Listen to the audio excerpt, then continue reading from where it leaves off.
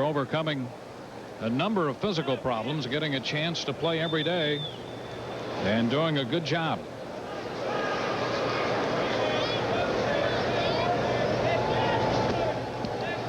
Too low, ball one.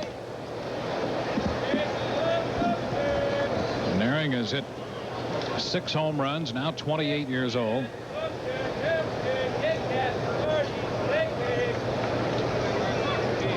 He has been on the corners with 1 out. So Hinkin in trouble in the first, taking a lot of time here trying to work his way out of this spot.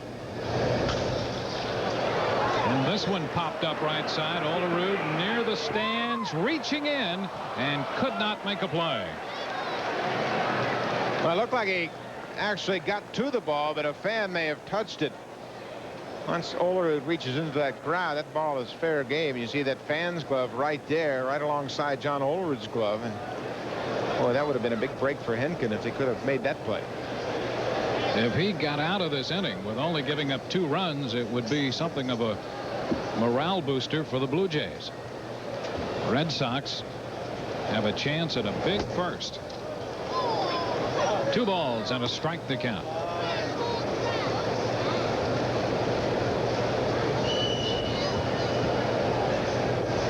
Boston leading the season series between these clubs by a game.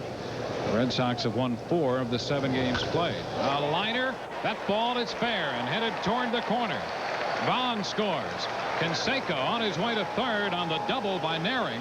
And the Red Sox make it a 3-run first so far. Naring's 21st double, driving in his 40th run of the year.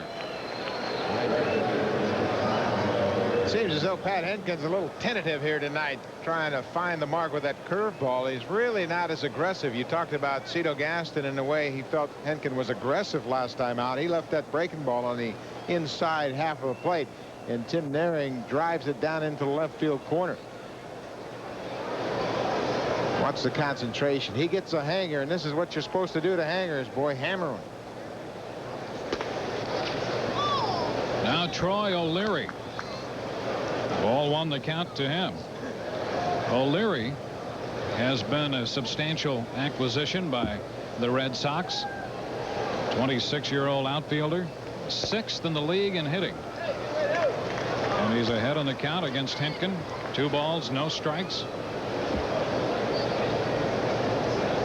So with 2 men in scoring position, O'Leary at the plate, just 1 out, so the Blue Jays have that infield a bit closer now.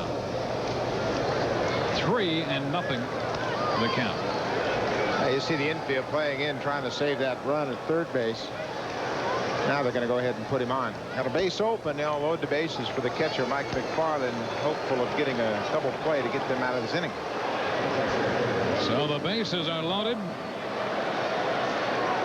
Cito Gaston with Gene Tennis placed alongside. And here's Mcfarlane, a free agent signee coming over from the Kansas City Royals.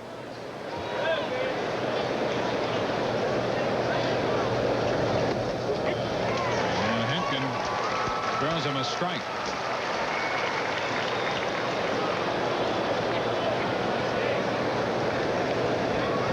Mcfarlane has grounded into 4 double plays this year. Naring and Vaughn have grounded into more double plays than anybody else on this Red Sox ball club. Hinkin quickly out in front, 2 strikes. Mcfarlane didn't think that was a strike. He may have felt it was upstairs. It was a good fastball.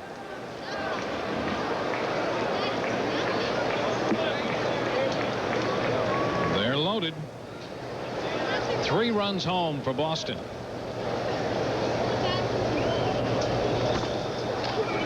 Way up with this one. When these 2 clubs met in June, the Blue Jays felt that the Red Sox hitters were getting location from the base runners on the bases.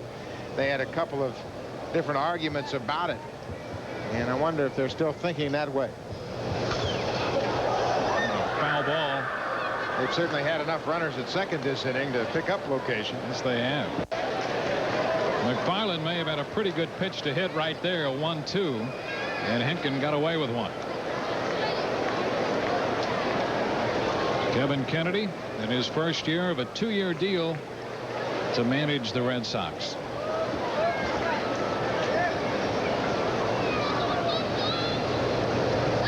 And Hinkin gets a call, third strike. Mcfarlane caught looking for the second out.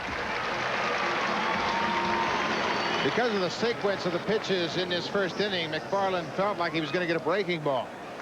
And Hentgen catches the inside corner with a good fastball. He's still not out of the woods yet.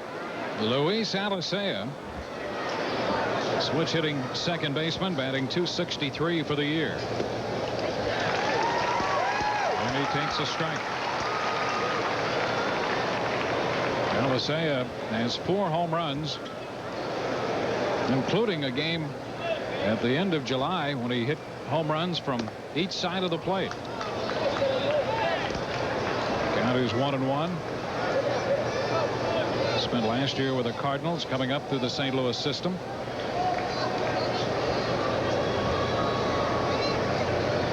One ball, one strike. And it's fouled out of play.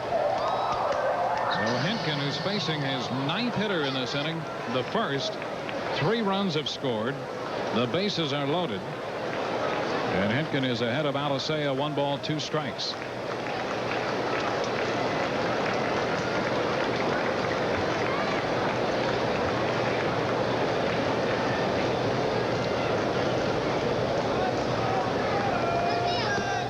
Down. And squares the count. 2-2.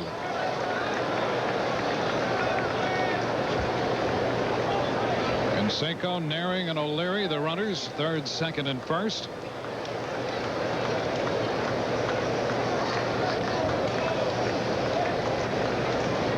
Well, one thing we haven't seen tonight from Pat Hentgen is a good fastball. In my mind, he's just not cutting that fastball loose. The 2-2, a liner into right, a base hit. Canseco scores. Naring's on his way to the plate. No play there as O'Leary goes to third. Alicea drives in 2 to make it a 5-run first for the Red Sox. So Hinkin, who had been so impressive the last couple times out, running into first inning problems tonight.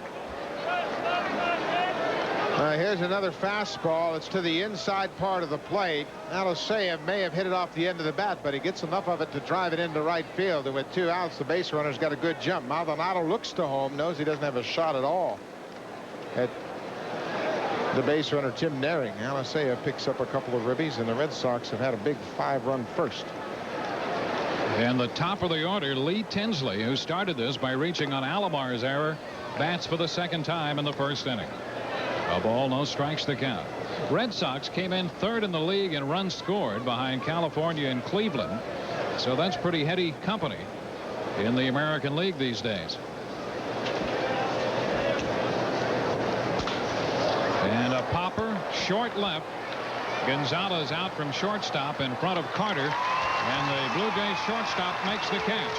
But the Red Sox have a big inning. They score 5 in the first. Bottom of the first coming, 5-0 Boston. The spot on the corners.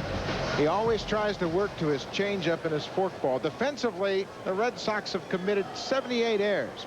And when you think about the pennant run down in August and September, they're going to have to shore up their defense some. They can't afford to give the opposition those extra chances.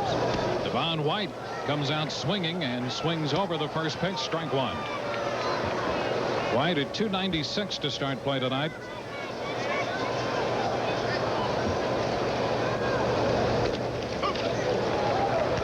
And Cormier quickly has the jump. 0-2. Cormier, 28 years old. First year with the Red Sox. Down and in. 1 ball, 2 strikes. 6th start of the year for Cormier. His last one on July the 5th. He had a no decision in that one and gave the Red Sox 7 innings. 2 balls, 2 strikes. Blue Jays start the night a full 10 games under 500, 11 back in the Eastern Division.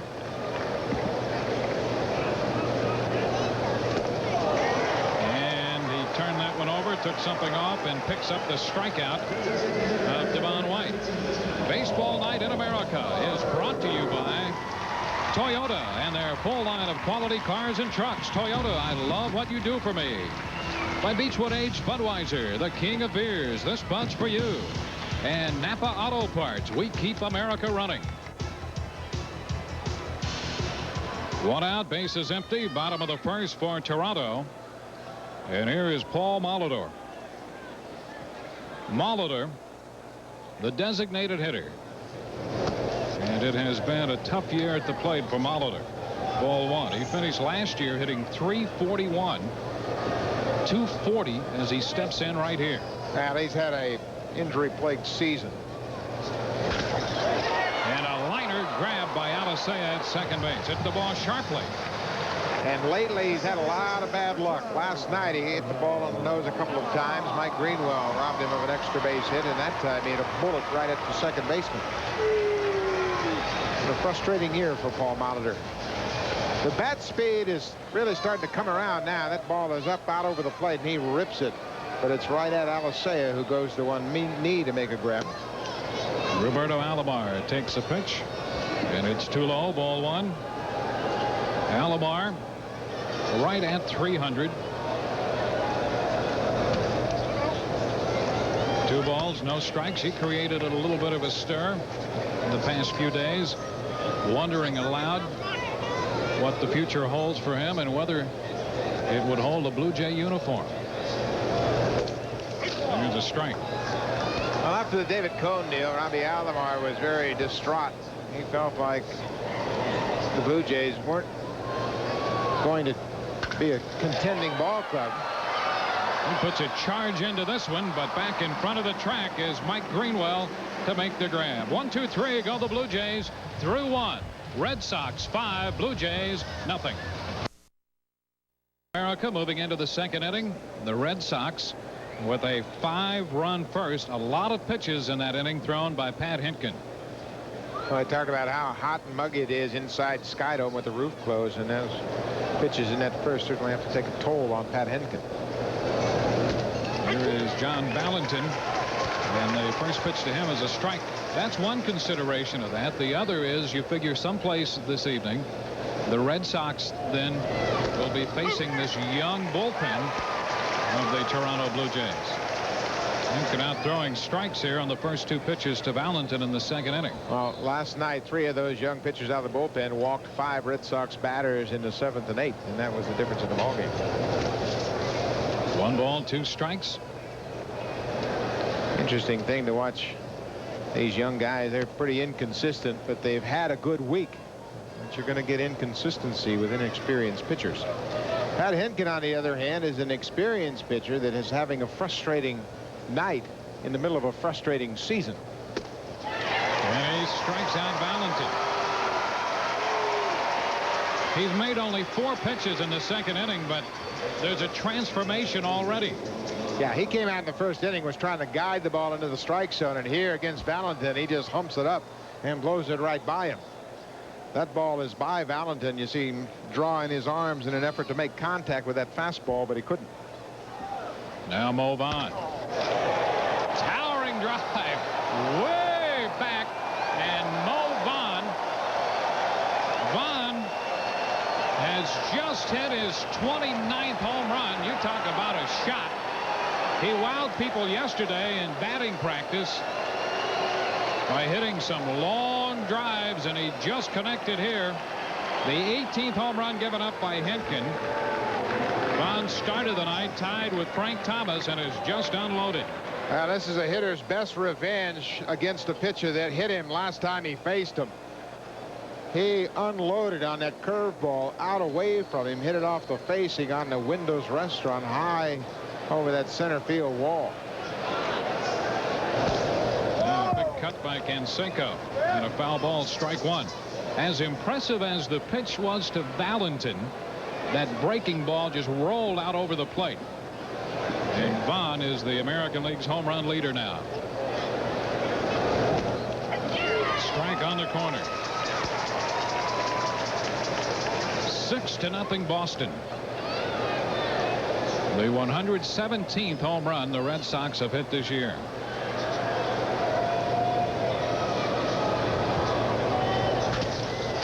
Back into center field, and Canseco has himself a base hit. That on an 0-2 pitch. So Canseco is 2 for 2 with a run batted in. Now he's aboard at first with 1 out. The Mariners scoring a lot of runs. Yankees with an early lead on the Tigers. Orioles and the Brewers, no score. Indians out in front on the home run by Albert Bell. Royals an early lead on the Twins. Rangers and the Angels later. Swing and a miss by Greenwell.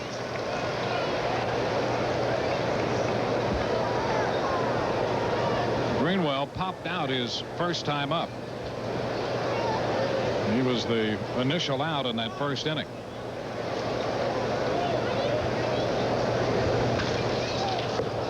Foul ball down the right side, and Hinkin is out ahead of Greenwell. No balls, 2 strikes.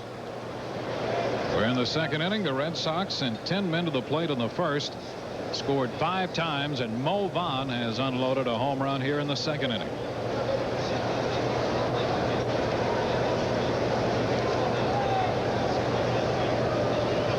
Two strikes the count to Greenwell.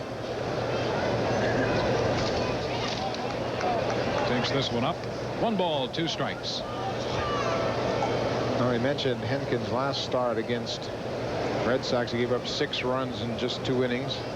Red Sox have gotten to him again as you look at the National League scores. Greenwell sends this one toward left center, but White is there to run it down for the out.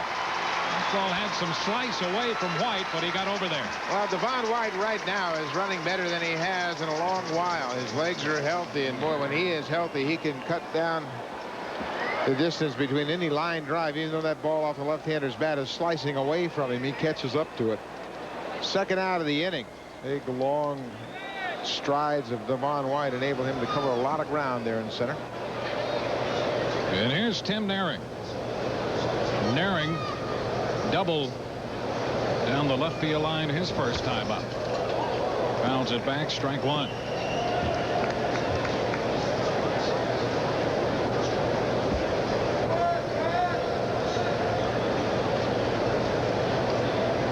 Naring's double was his 21st, getting him right to the 40 mark in the RBI department.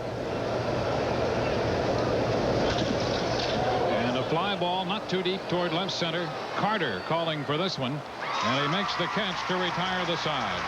A run scores on the Vaughn home run. We're headed into the bottom of inning 2. Boston leading 6-0. It will over. Baseball night in America from Toronto, Ontario. Beautiful evening outside, as it turns out. There was some rain in the area last night and part of the day. And here's Joe Carter leading off against Cormier. The pitch is too low, ball 1. Carter, 35-year-old slugger.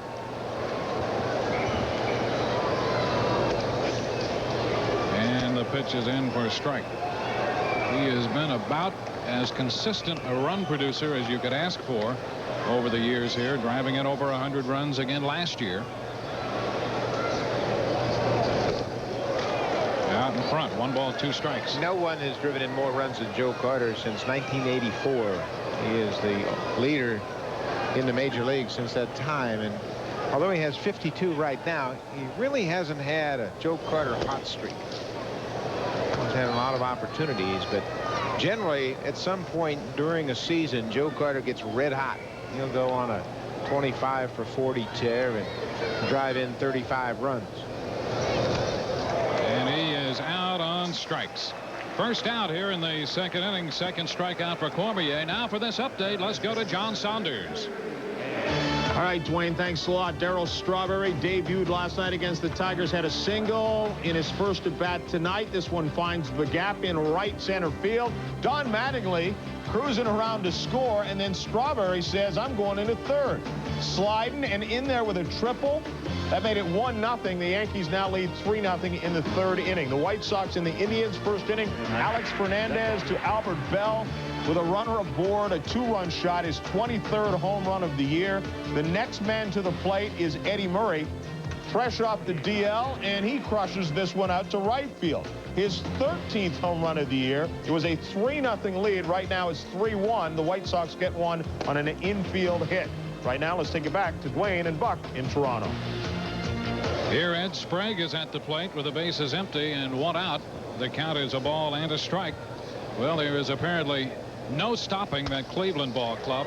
The Indians with an 18.5 game lead in the Central Division, while the Yankees continue to chase the Red Sox. Yankees out in front, but so are the Red Sox tonight, leading the East by 4.5. Boy, how about a Red Sox-Yankees pennant race? Bo Vaughn, Daryl Strawberry, Ruben Sierra, Don Mattingly, Jose Canseco. Great bunch of veteran players. Look like they're headed for a meeting in September. It's a little close to Sprague, and the count is 2 balls and 2 strikes. Well, it appears that it's stacking up that way. The Red Sox know that they're going to have an effective Roger Clemens taking his turn. They were encouraged by Clemens' work in the bullpen yesterday. Al Nipper, their new pitching coach, said that he felt he probably threw as well in the bullpen yesterday as any time he's seen him recently. Strike 3 called on that inside part of the plate. Sprague caught looking. 3rd strikeout for Cormier. Tomorrow, a special edition of ABC's Wide World of Sports. The world's top athletes go for the gold in their premier international event. See the finals of the men's 100 meters. Jackie Joyner-Kersee in the women's long jump, and American Gail Devers go for the hurdles gold in the World Track and Field Championship tomorrow at 3 Eastern, 2 Central, and Pacific on ABC's Wide World of Sports. John Olerud fouls one out of play. Strike 1. Olerud batting with the bases empty. 2 outs. The Blue Jays first baseman, 27 years old today. And Cormier is quickly out in front. Well, he's got the luxury of a 6-run lead, but he has thrown a lot of strikes and using all of his pitches in doing so. And it's wide. A ball, 2 strikes. And Buck, with this kind of lead, that's exactly what the doctor orders. Got to make sure you don't fall in love with your fastball and forget the pitch. Cormier is a very versatile pitcher for this pitching staff. You know, there's a possibility that Aaron Seeley could come back in a couple of weeks. He's throwing well. He's going to make 2 more starts in the minors. But if that happens, Cormier can go back in the bullpen and really shore up the bullpen as well. Count is still 2-2 here to John Olerud.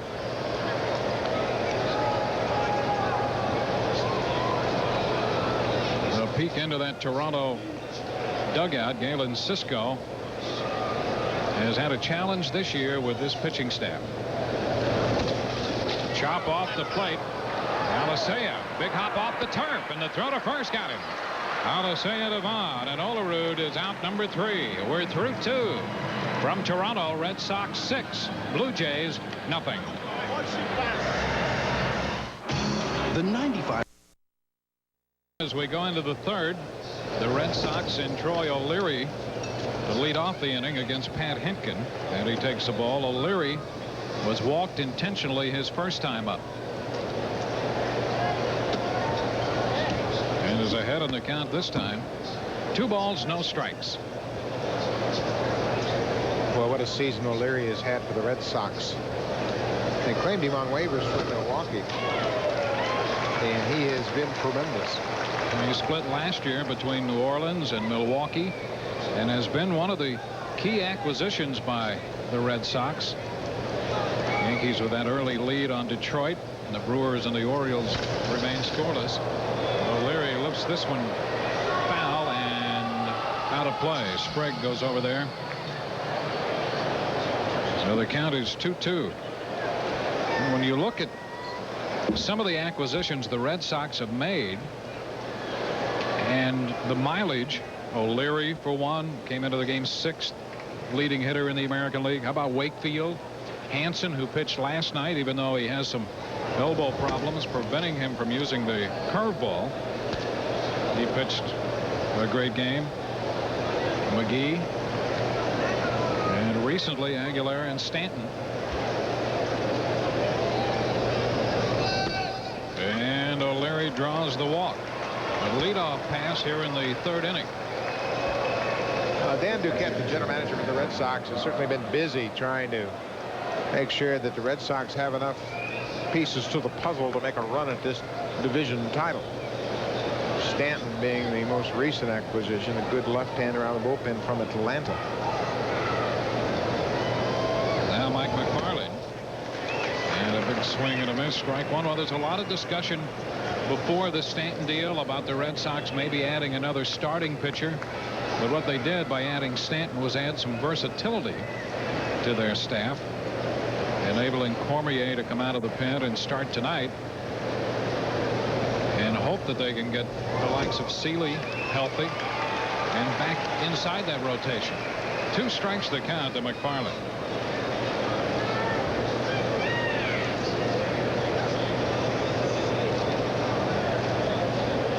A man at first, nobody out.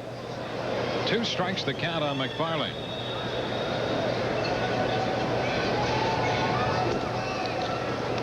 And the pitch is down. A ball, 2 strikes. There's Wakefield's earned run average, 1.66. They recalled him late in May, on the 27th of May. He's won 12 games. And what an amazing story.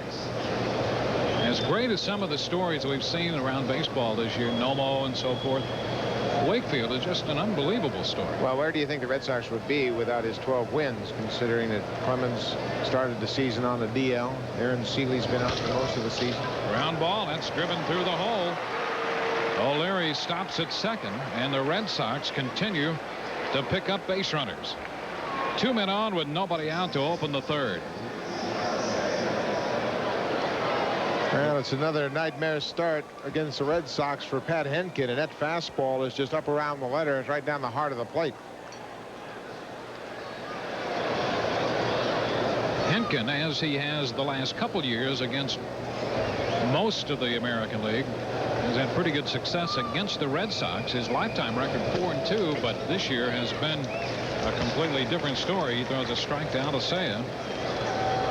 As you mentioned, Buck, he worked just 2 innings in that June the 13th start against him, and he is struggling tonight against Boston.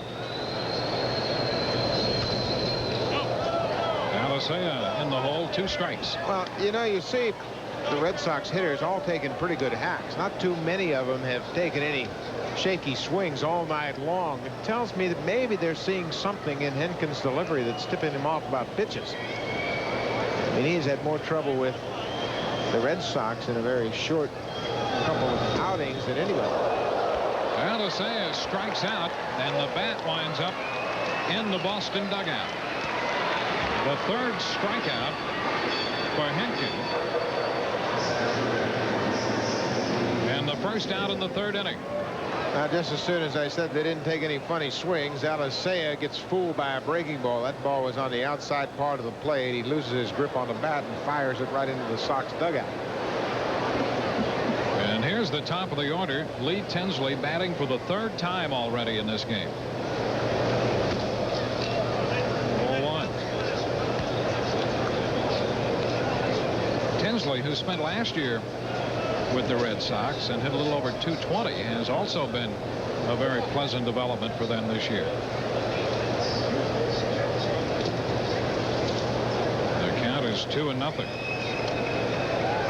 Pushing the 300 mark now. O'Leary, the runner at second, and Mcfarlane is the runner at first base. A walk and a single to open the 3rd, then the strikeout of Alicea.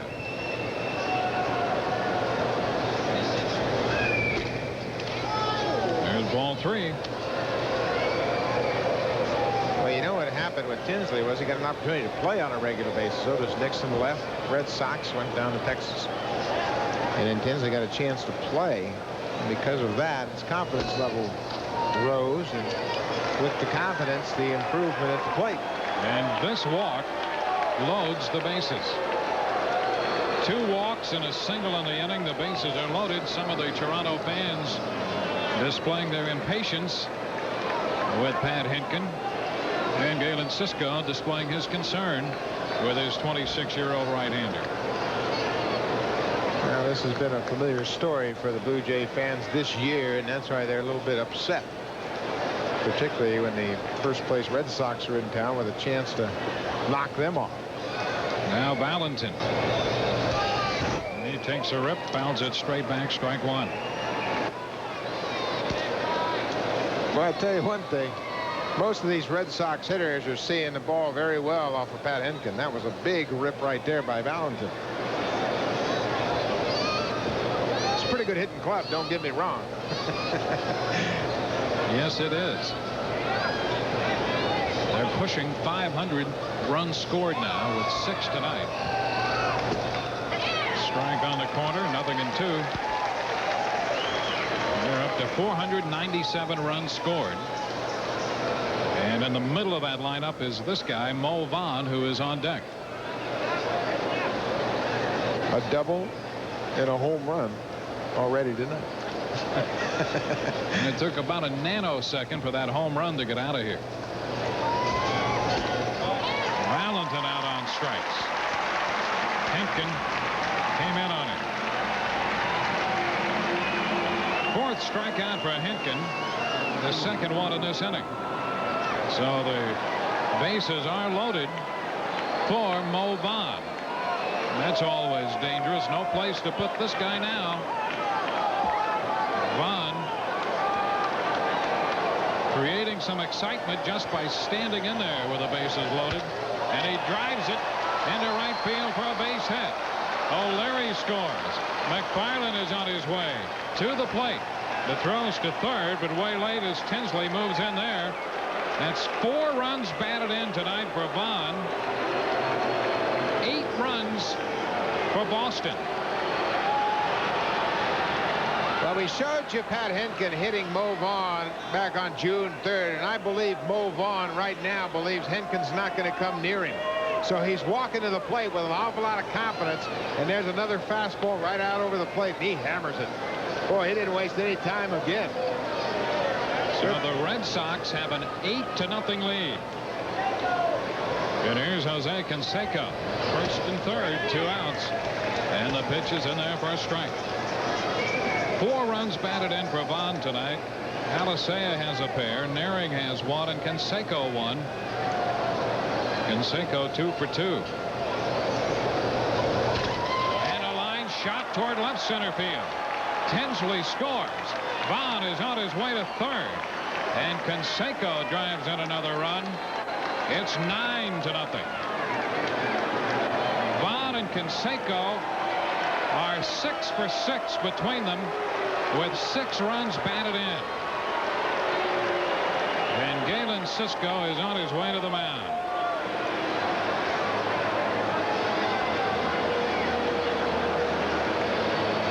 A nightmare outing for Hinkin, who's been touched for 10 hits, 3 walks, and 9 runs.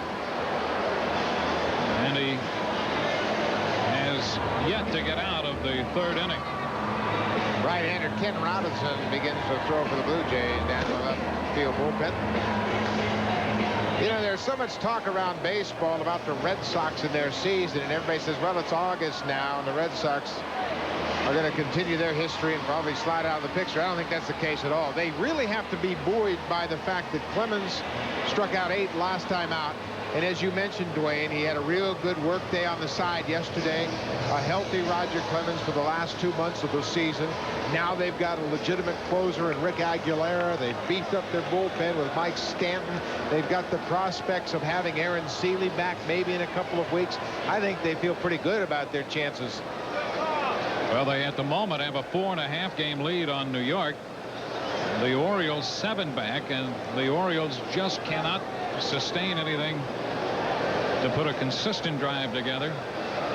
Here's Mike Greenwell. Greenwell, nothing out of 2. A 5-run first, another run in the second, and 3 more in the third. And this one bounces in, blocked by Parish. Ball 1. And Hinkin, on the heels of an outstanding effort against Baltimore on the road his last time, has had a horrible outing tonight.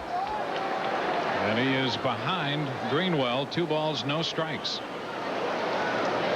Hinkin had put back-to-back efforts, 9 innings against the Twins in a 6-2 win, 8 innings in a 6-3 win at Baltimore before running into this one.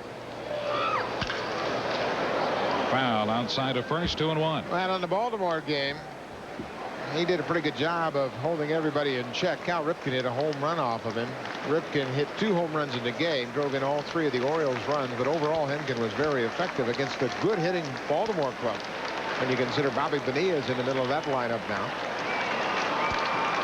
2-1, foul back. Well, the count goes to 2-2. I think we've seen stretches tonight where we mentioned Cito Gaston concerned about how aggressive Hinkin can be. Well, we've seen some instances tonight when he wasn't very aggressive. And the other side, Hinkin concerned about his location, and we've seen some problems there as well. 2-2 now. Ground ball to second. Alomar up for this one. The flip to Olerud. 8 men come to the plate in the third. The Red Sox score 3. Bottom of the The Red Sox have jumped to a 9-0 lead on the Blue Jays as we pause for our ABC stations to identify themselves.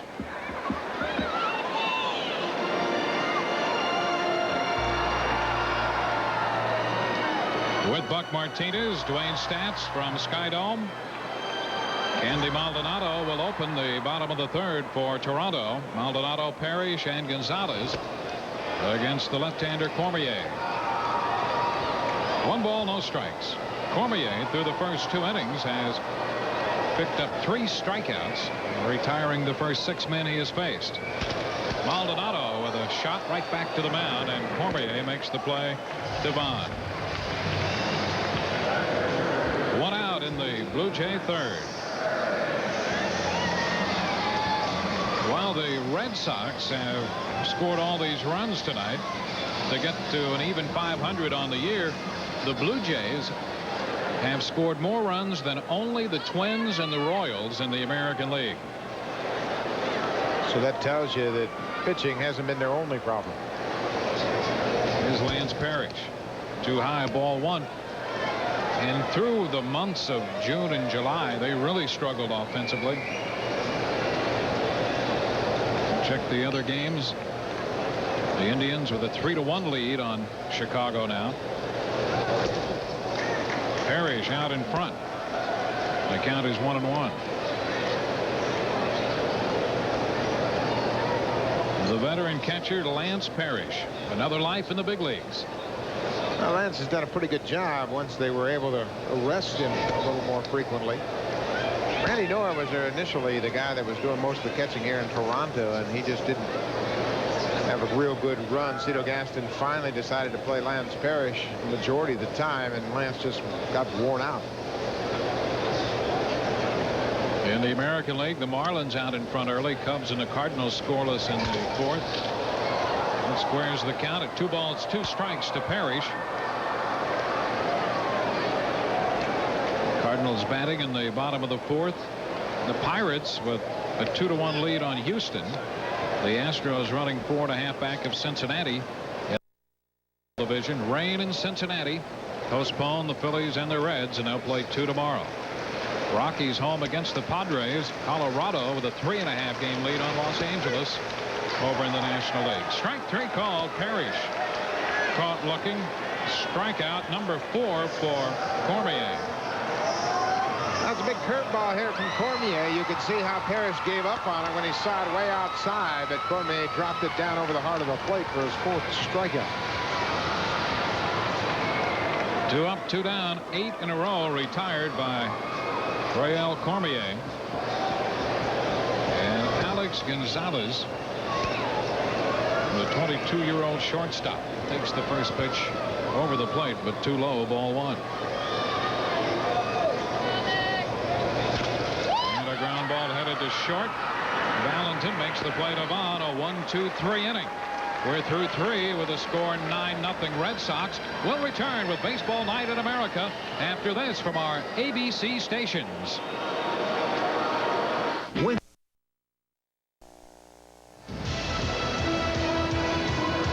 Baseball Night in America is brought to you by Sears. Come see the mini side of Sears. By Wendy's new Smoky Bacon Cheeseburger with rich, smoky flavor in every bite. And by Gatorade Thirst Quencher. Nothing quenches that deep down body thirst better than Gatorade. In the Sky Dome tonight, we have completed 3 innings. The Red Sox have a big lead for their left-hander Rheal Cormier. It's 9-0, and Pat Hinkin is gone in favor of Ken Robinson. Now, Ken Robinson picked up his first major league win on Tuesday night in Baltimore. It's 3 solid innings of relief. And the first man he faces tonight is Ken Naring, the Red Sox third baseman, who takes the first pitch for a ball. Naring has a double, a run scored, and a run batted in tonight. He is 1 for 2. This has been all Boston so far. They've provided all the offense, and the Blue Jays do not have a base runner through the front 3. Ball 3. 3-0. Ken Robinson has pretty decent stuff. He's got a pretty live fastball, breaking ball, curveball, a little slider he'll throw from time to time. Galen Cisco is very pleased with the way that Robinson has come up here in his initial season in the big leagues and actually been pretty aggressive. Challenge for those two fellows we saw on the screen a moment ago, Galen Cisco, and just to his left was Larry Heisel, the hitting instructor. There's a strike with all the young talent. They're sitting together. Heisel's been impressed with Gonzalez and Green in the outfield, and Galen Cisco trying to develop these young pitchers. High fly ball off the bat of Naring. Devon White is there to make the catch for the first out. Now it's time for tonight's Toyota Diamond Dust Baseball Fact. Babe Ruth had 123 home runs against the Tigers, the most by one player versus one team in Major League history. The quiz: who holds the National League record for home runs versus just one team? We'll get back to you on that one. Troy O'Leary bats with the bases empty and 1 out. Ball 1 down around his ankles. O'Leary's been on base twice tonight, a couple of walks, an intentional pass in the first. This one popped foul. Sprague will give it a chase. Will he have room? It's out of play. Parish and Sprague chasing over there, but no chance. 1 ball, 1 strike.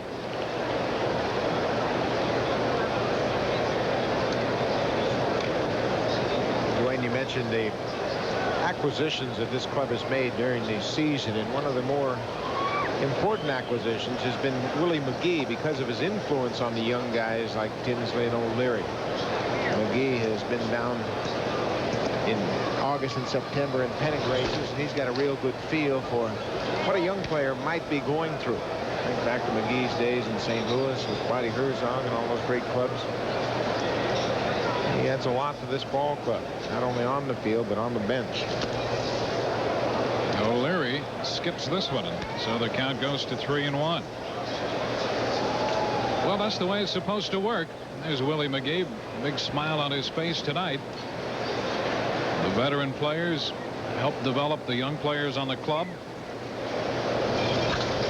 3-1 pitch. O'Leary moves this one foul right side. Olerud near the stands and makes the play for the second out. 2 up, 2 down in the 4th. That has not happened tonight.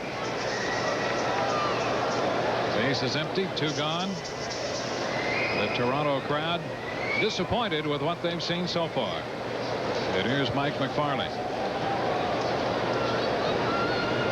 Mcfarlane has a run scored. Rolls this one to second for Alomar, who makes the scoop and the throw to first to retire the side. We're headed into the bottom of the fourth from Skydome. Red Sox 9, Blue Jays nothing. The Blue Jays and the Red Sox. Boston with a big lead early. And this fella, Cormier, has been perfect so far.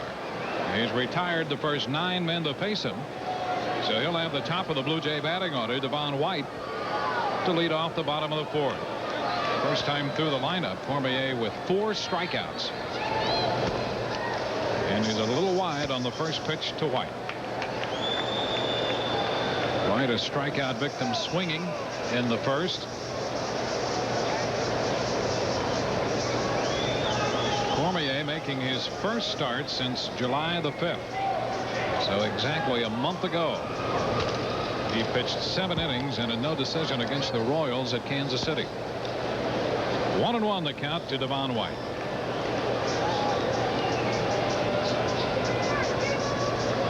White at the moment hitting .295.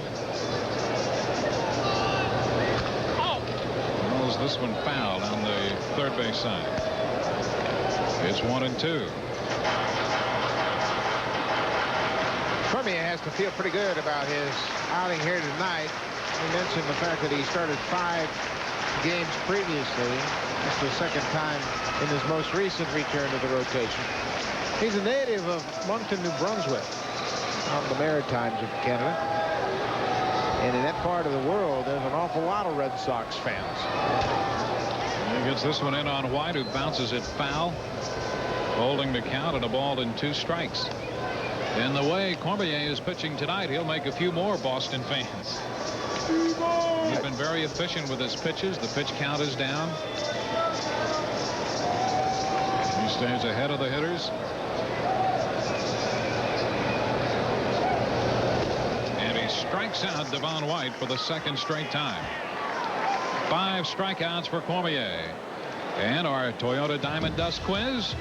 Who holds the National League record for home runs versus one team? Well, third place, Hank Aaron at 95 against the Dodgers. Second place, Hank Aaron, 97 against the Reds.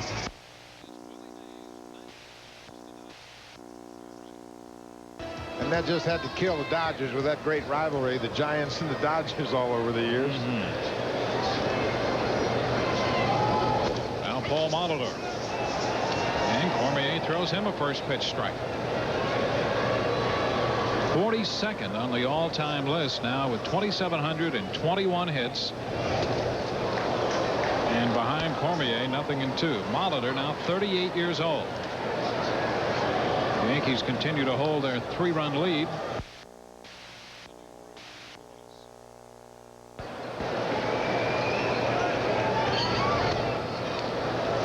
A ball, 2 strikes. Cormier, 28 years old. Won 3 and lost 2 in the big leagues last year with St. Louis. Made a couple stops at the AA and AAA levels. And a shot right back into center field. The first hit off Cormier tonight. It comes with 1 out in the 4th. Molitor, who hit the ball hard on a line drive in the first, hits another solid line drive back through the middle this time. Well, as Dwayne mentioned, Molitor has really swung the bat well tonight. He was the first Blue Jay to break through against Rheal Cormier. He got the fastball away from him, went right back over the mound into center. And here's Robbie Alomar, Roberto Alomar, under 300 now with the 0 for 1 tonight.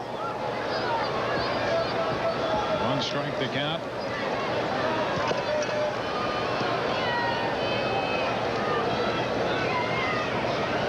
Streak goes back to the day that he took off when he said his mind wasn't into the game after the David Cone trade. He has not really swung the bat that well since then.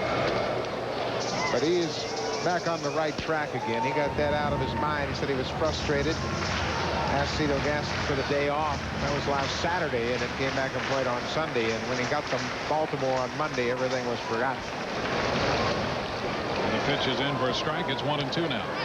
Alomar was out here very early this afternoon taking some extra batting practice, looking ahead to this start against Cormier, the left-hander. Alomar has had a tough time hitting right-handed this year, batting just .222 at the start of this game. And he is out on strikes.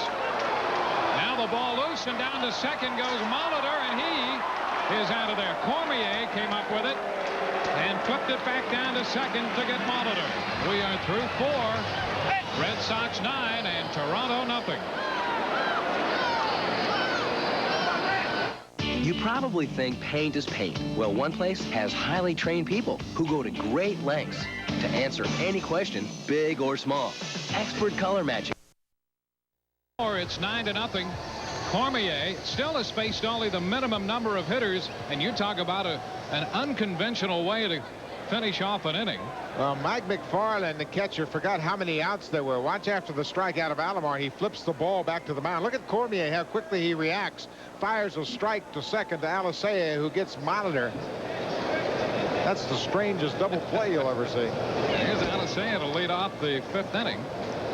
And the pitch is too high ball, and now somebody's going to incorporate that into their bag of tricks now.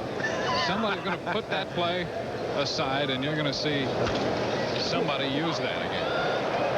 Sprague after this one near the stands, and he'll have a play. Alisea is the first out in the 5th inning.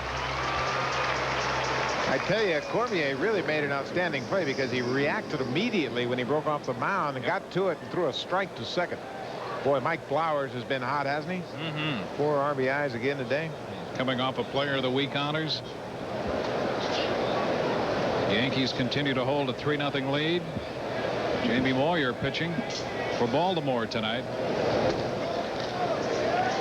Frank Thomas. Tinsley, top of the order, strike 1. Excuse me, Dwayne. Frank Thomas must have checked the scoreboard and saw that Big Mo hit one, so he hit another one. They're battling it out for the home run leadership in the major leagues. 1 ball, 1 strike. Angels and the Rangers later. California, a run-scoring machine. Tinsley out in front and is behind in the count, 1-2. They have lost Gary DiSarcina and signed Dick Schofield. Yeah, what a tough break for DiSarcina, who was an all-star, having the finest year of his major league career, and he ruptured ligaments in his thumb. Olerud will make the pickup. 2 gone as he makes the play unassisted. So Ken Robinson has come into this game and has retired 5 in a row.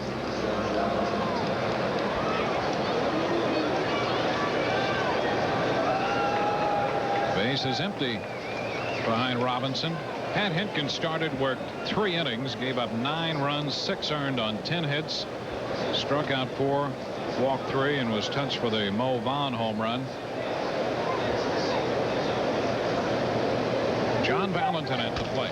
Ground ball foul. Just in case you're wondering about Vaughn, who has a double, a home run, a single tonight. So he's perched with the possibility of hitting for the cycle. He needs the triple, the most difficult element to get. Coming into this year, he had 4 career triples, but he has 3 this year already. We're seeing the speedy version this year of Mo Vaughn. He also has 11 stolen bases. So he's got a shot at hitting for the cycle tonight. Yeah, we're going to have to find out who his running coach is. Here's a strike. Valentin had given up, and that ball broke over. A ball, 2 strikes the count. Valentin singled and scored in the 5-run first for the Red Sox. Since then, he has struck out twice. And lays off this one high and outside. 2-2.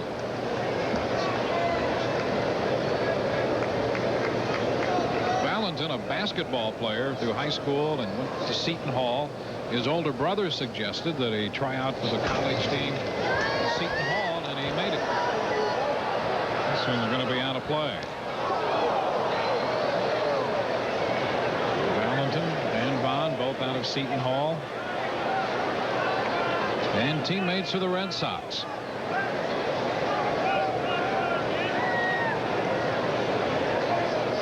Base is empty in the 5th.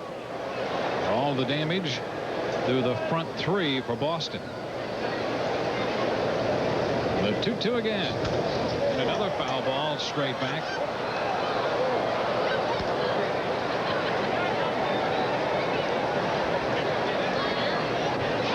Valentin, 28 years old. Movan behind him, 27. 2 key elements to this Boston ball club. Ground ball, shortstop. Sprague from third will make the play. And 1, 2, 3 go the Red Sox. Bottom of inning 5 coming.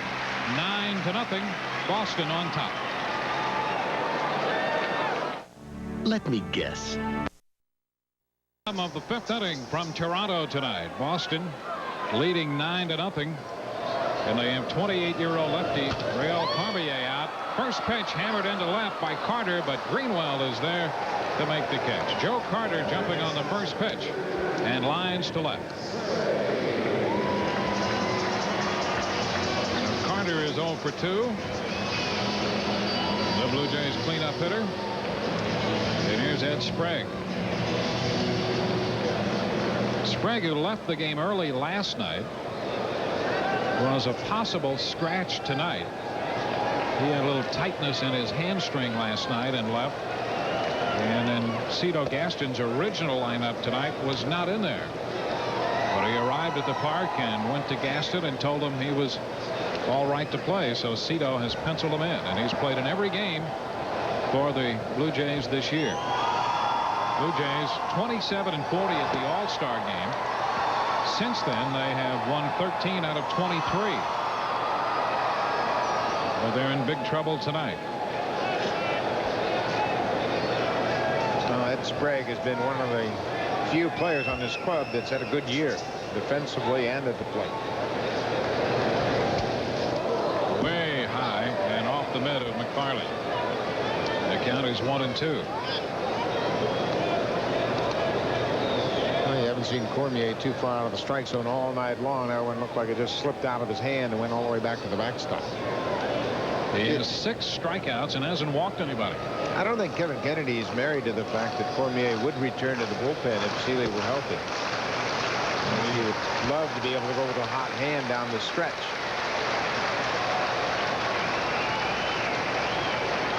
Here's Kevin Kennedy, flanked by Tim Johnson and Al Nipper. High fly ball driven deep to center. A lot of room there, and Tinsley in front of the track makes the catch for the second out.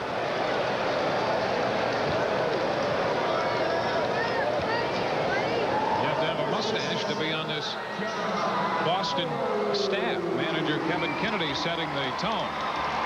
Well, Kennedy and Tim Johnson were together in Montreal. Kennedy came up to work with Felipe Alou. Tim Johnson was Felipe Alou's bench coach, and when they called from Boston, he was pretty pleased to accept the opportunity. There's John Olerud. Ground ball, second base. Alicea makes the play to Vaughn. An easy inning for Cormier. 1, 2, 3 go the Blue Jays. We've completed 5 tonight in the Sky Dome. 9-0 Boston.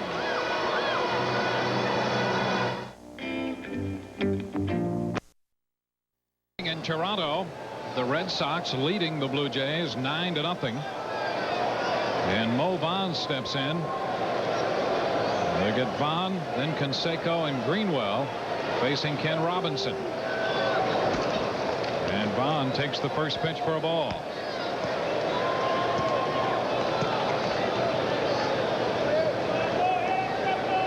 And we welcome all of those who are joining us from across the network tonight on Baseball Night in America. Mo Vaughn at the plate here in Toronto with the count of ball and a strike with Buck Martinez. This is Dwayne Stats.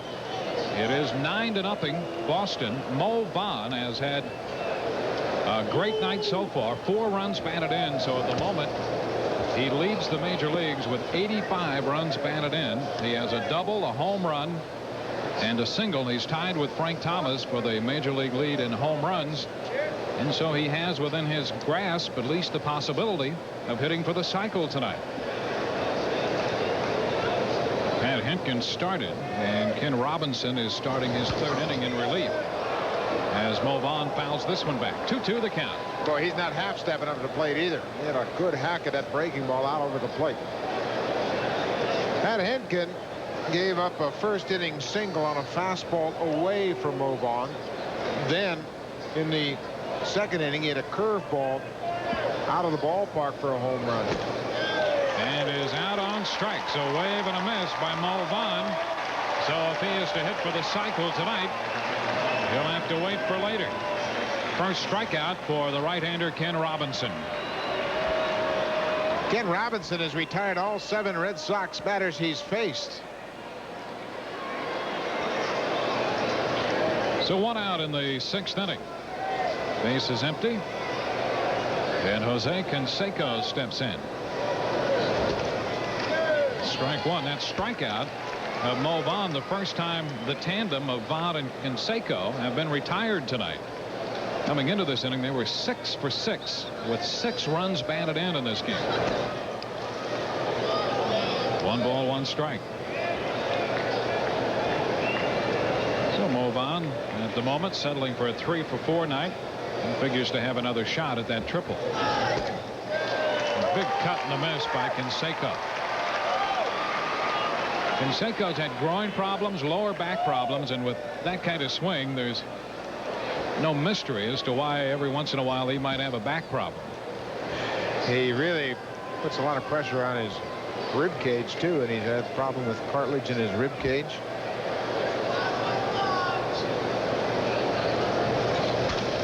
The 1-2 lifted to the right side. Candy Maldonado is there and makes the catch for the second out. 2 up, 2 down. Tomorrow night on ABC, it's an hour of America's funniest home videos, followed by Lois and Clark. Then Robert Urich stars with Ali McGraw in the Sunday night movie Survive the Savage Sea. A night of laughs and adventure tomorrow night here on ABC. Bases are empty, 2 outs, and Mike Greenwell, the Red Sox left fielder, steps into the batter's box. A little number foul to the opposite side. Strike 1.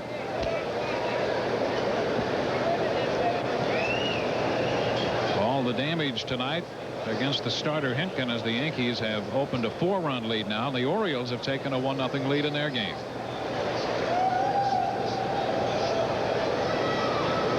One strike count. And a liner back to center field. Devon White will have that one stay up for him. And a 1-2-3 inning for Robinson. The bottom of the 6th inning is coming tonight from Toronto. Red Sox 9, Blue Jays nothing. We're in Toronto tonight. Toronto, Ontario. Beautiful evening outside, as it turns out. There was some rain earlier, but not now.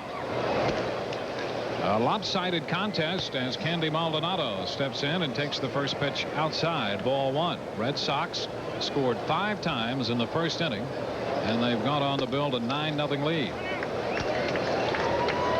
2 balls and no strikes. They are receiving an outstanding pitching performance from Rheal Cormier, making only his 6th start of the year. Ground ball for Valentin. And he'll make the throw to Vaughn. 1 out here in the 6th inning.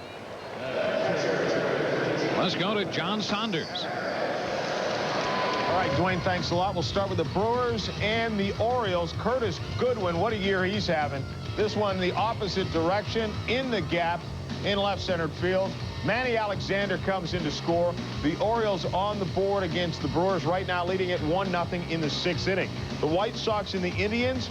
Chicago had crept within 1 run, but Carlos Baerga taking care of that, sending this one to dead center field. 1 hop off the wall. Kenny Lofton comes around easily to score, and it's back to a 2-run lead at 4-2. That's where they stand in the 5th. As you know, the Brickyard race was delayed today. The 400 rain delayed on ABC. They couldn't show you the finish.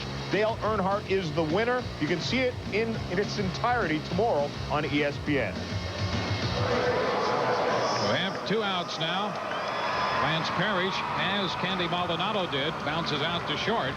So Valentin and Vaughn have hooked up to take care of both Maldonado and Parish. The bases are empty for the shortstop Alex Gonzalez.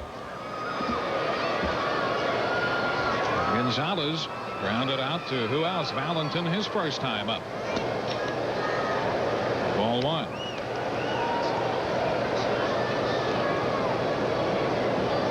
Cormier has still faced the minimum number of hitters. 1-1 the count. That is a result of that unorthodox strikeout double play back in the 4th inning after Molitor had singled with 1 out. Alomar struck out, and Mcfarlane, thinking the strikeout was out number 3, just flipped the ball back toward the mound. And as Molitor took off for second, Cormier recovered quickly and made the throw down to Alicea, who put the tag on him to complete the out. 2-1 pitch, hammered deep to left toward the corner. That ball off the wall. Gonzalez is on his way to second, and he will make it. Boy, it didn't take long for that one to get there. A hard line drive off the left field wall. 2-out double for Gonzalez. Baseball Night in America is brought to you by Chevrolet, the cars and trucks 36 million people depend on every day. Genuine Chevrolet. By MCI, the company that brings you proof positive. And by Pizza Hut. You'll love the stuff we're made of. A 2-out double by Gonzalez, and here's Devon White bouncing one foul in front of Nick Leba. So 2 hits now given up by Cormier. Twice tonight he has struck out Devon White.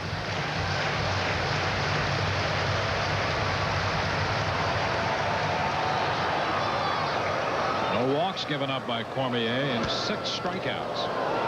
Foul out of play. When you look at his starts, 7 innings his last one exactly a month ago today. 5 1/3 in another one. 5 innings in one against Baltimore, 5 1/3 against New York, and 5 against Chicago. So he has given the Red Sox at least 5 in every start. He was in the 6th inning with 2 outs tonight. 1 ball, 2 strikes. Well, this is where pitch count, you can pretty much throw it out the door because he's had a comfortable lead after that 5-run first inning, so there hasn't been an awful lot of anxiety or wasted effort from Cormier on the mound. He's pretty much been in a rocking chair all night long. The count is 2 balls and 2 strikes. There's Al Nipper, who, as it turns out, I guess you could say he's the 3rd pitching coach the Red Sox have had this year. Pitched with the Pirates, or with the Red Sox, as you know, a little time with the Cubs. Ground ball, shortstop, Valentin, long throw, and that takes care of Toronto. We'll return with Baseball Night in America, the Red Sox and the Blue Jays, after this from our ABC stations. In Skydome tonight, the Toronto Blue Jays call upon their 3rd pitcher, 28-year-old right-hander Jimmy Rogers. He was beaten last night. His first decision in the major leagues as the Red Sox won the opening game of this 4-game series 7-1. Tim Naring leads off, and the pitch is low and outside, ball 1. Rogers faced 2 batters in last night's game in the 8th inning, walked them both, and they eventually came around to score. And this one's bounced foul. 1 ball, 1 strike. Well, the bad news for the Blue Jays, the starting pitcher Pat Hinkin, after a couple of impressive starts, was tagged for 9 runs, 6 earned in 3 innings. The good news, Ken Robinson, who was coming off an excellent relief outing his last time, in which he retired the last 9 he faced, retired all 9 he faced down the middle of this game. He picked up 1 strikeout, so he's retired 18 in a row over his last 2 outings. Now Rogers misses upstairs, and the count is 2-1 to Tim Naring.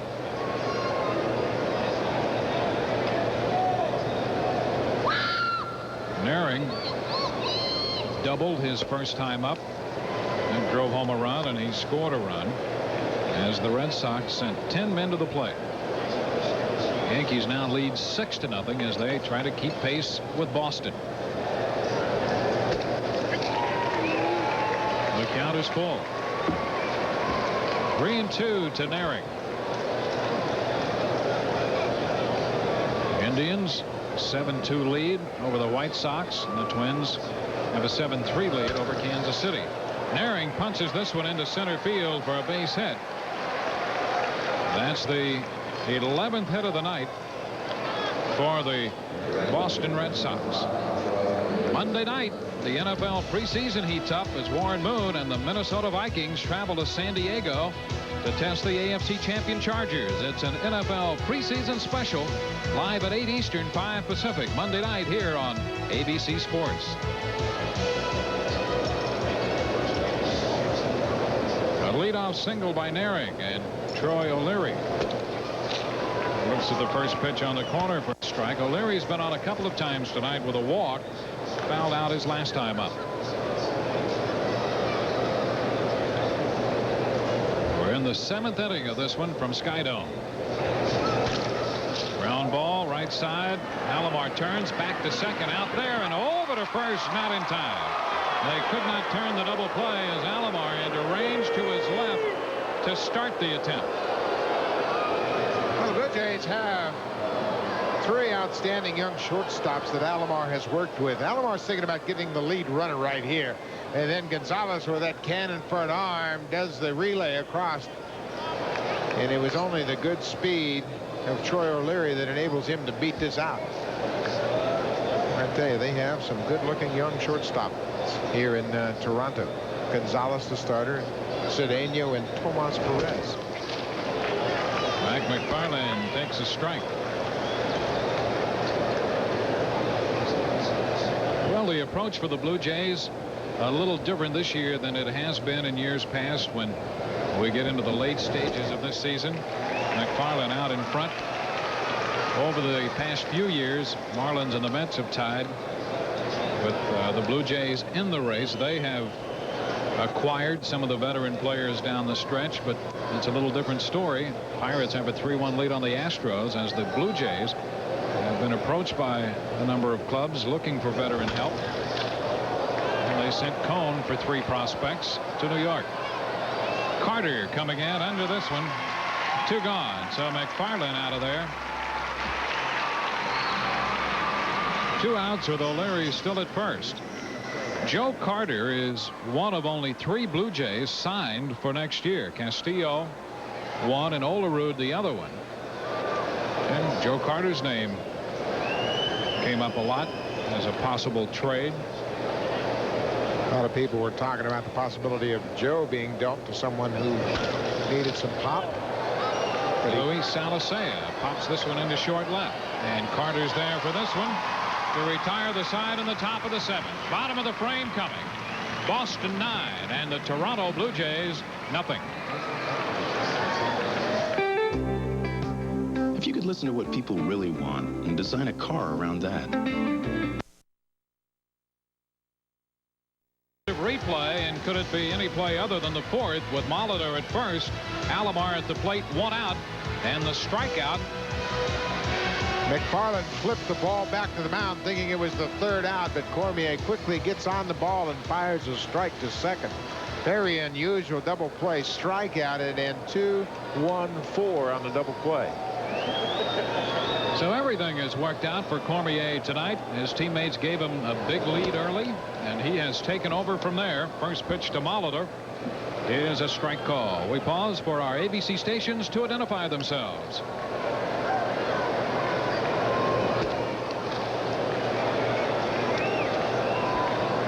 A ball and a strike to count to Paul Molitor. He has one of just 2 hits collected by the Blue Jays off Cormier tonight. There's a shot toward the alley in left center. 1 hop and to the wall. Molitor is 2 for 3 and has hit the ball hard every time up tonight. It's his 14th double of the year.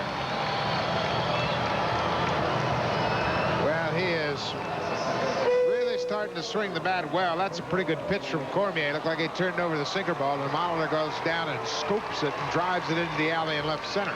As Dwayne mentioned, that was the third time tonight Molitor has hit the ball on the button. So the Blue Jays, for the first time in this game, put a leadoff man aboard. And here's Roberto Alomar. Line drive into center field, a base hit. Molitor stops at third. It will be first and third. So both Molitor and Alomar hit the ball sharply here in the 7th inning to start it against Cormier. And it's that get-ahead fastball. Cormier throws it. Alomar jumps on it right back up the middle. That gives Alomar 1 for 3 tonight. And here's Joe Carter. Carter has struck out and is lined out to left.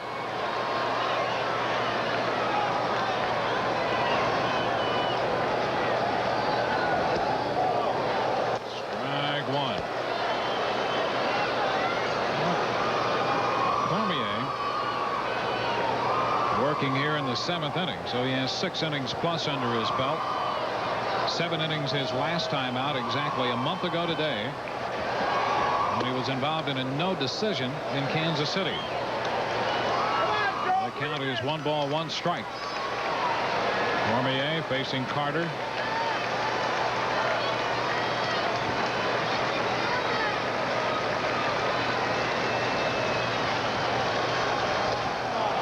Carter reaching for this one. Ball down and away from the right-handed hitter. Cormier's had good movement on his fastball all night long. That's got to make Kevin Kennedy very pleased with this start tonight.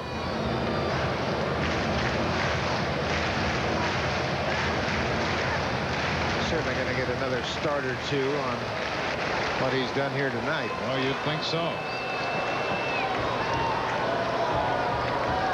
He was handed a big lead. 5 in the first. Red Sox another run in the second. 3 in the third. The 1-2 bounced in and blocked by Mcfarlane. A good job by Mike Mcfarlane right there, keeping that ball right in front of him. Watch how he squares up on it and plays it off his chest protector. Just kind of kills it. Then he checks the base runners out. Alomar stays put at first. Same for Molitor at third. Pretty good pickup for the Red Sox. Mike Mcfarlane behind the plate. His average isn't what he would like, but he has been able to provide some pop with the long ball. 2-2, ground ball short. Valentin will make the play to first. Safe over there. Vaughn had to come off the bag. Molitor scores. Alomar arrives safely at second. Valentin had to pump it up and make a long throw. It was to the right field side of the bag, and Carter will have himself an infield hit and a run batted in. Well, he bobbled that ball as he was taking it out of his glove, and that gave Joe Carter a half a step to hurry down the line and beat it out. Once Valentin felt like he wasn't going to get a double play, he was awfully deliberate with that throw to first base. Took a little bit of extra time, and then he bobbled the ball on top of it, and that led to a base hit for Carter. It's 9-1. Here's Ed Sprague. The pitch is too low, ball 1. Bullpen action. That's Hudson. Joe Hudson. And now Nipper is on his way to the mound. Well, this will buy a little time for Joe Hudson down in the bullpen to throw a few more pitches. Give Cormier a chance to regroup here as he's fallen behind Ed Sprague. You know, the Blue Jays spirits have to be buoyed a little bit by the fact they scored 6 runs twice against the Orioles. Reminder, next Saturday on ABC Sports, Baseball Night in America returns as the Red Sox welcome the Baltimore Orioles to Fenway Park. For other regional action, check your local listings for the game in your area next Saturday at 8 Eastern, 7 Central, here on ABC. Ed Sprague, a ball, no strikes the count. Pitch is in for a strike. So those 6-run outburst after the Blue Jays had struggled in June and July, and then scoring those runs you referred to gave them some optimism as they entered the month of August here. Sprague now behind the count, a ball and 2 strikes. They have a long way to come back tonight. They're in the bottom of the 7th, still nobody out. So from the Toronto perspective, they're hoping that anything can happen. The Red Sox with a comfortable lead. And Sprague is out on strikes. It's number 7 for Cormier, and the first out in the 7th. That's another good off-speed pitch that Cormier turns over and runs it down and away from Sprague. With a movement right at the end. He still hasn't walked anybody. And here's John Olerud. He's retired Olerud twice tonight. Ground balls to second, handled by Luis Alicea. The pitch is fouled out of play for a strike. Olerud with just 6 home runs this year. His last home run here at the Sky Dome was August the 7th last year. So it's been close to a year since he's hit one out.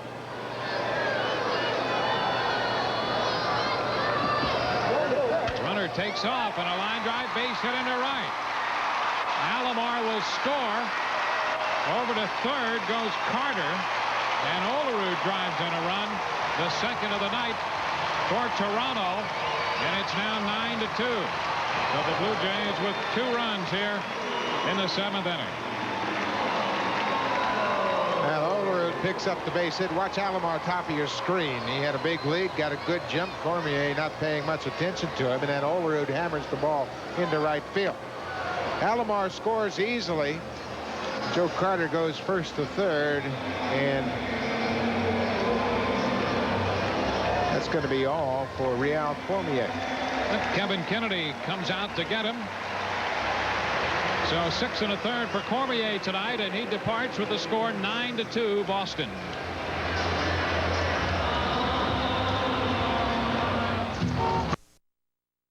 Rheal Cormier leaving after 6 1/3, and he gave the Red Sox everything they needed tonight in his 6th start of the year. Well, he scattered 6 hits, didn't walk a batter, and struck out 7, and he had that comfortable lead to work with, and it was a very solid outing for Rheal Cormier.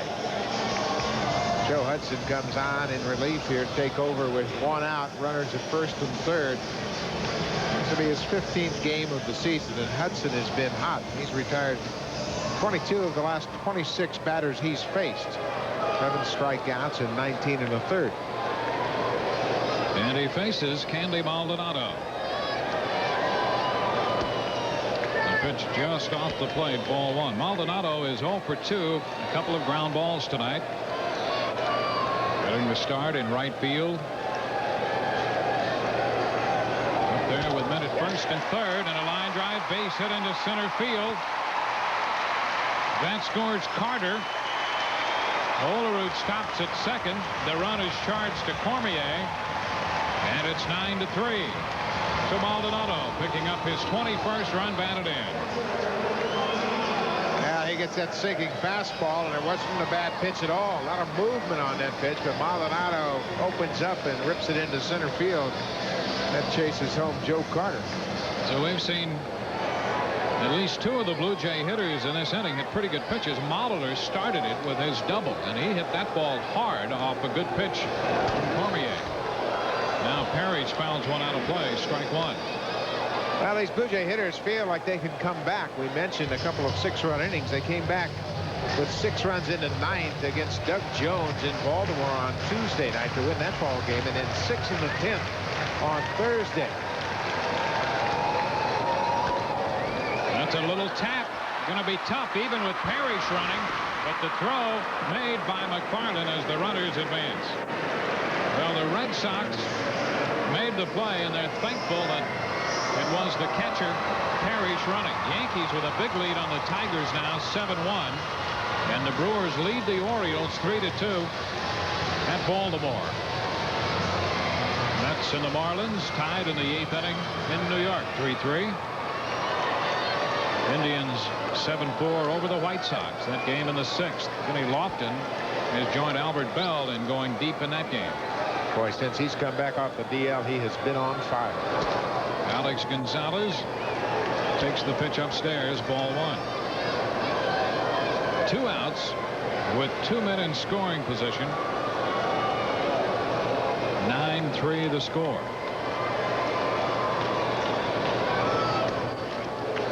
Gonzalez looks at a strike. It's 1-1.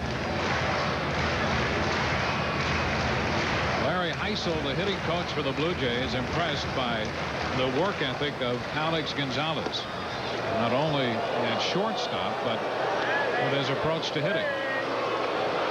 Heisel got a little bit of a look at Gonzalez last year. He broke camp in spring training as the starting shortstop, but really didn't play well as shortstop at all.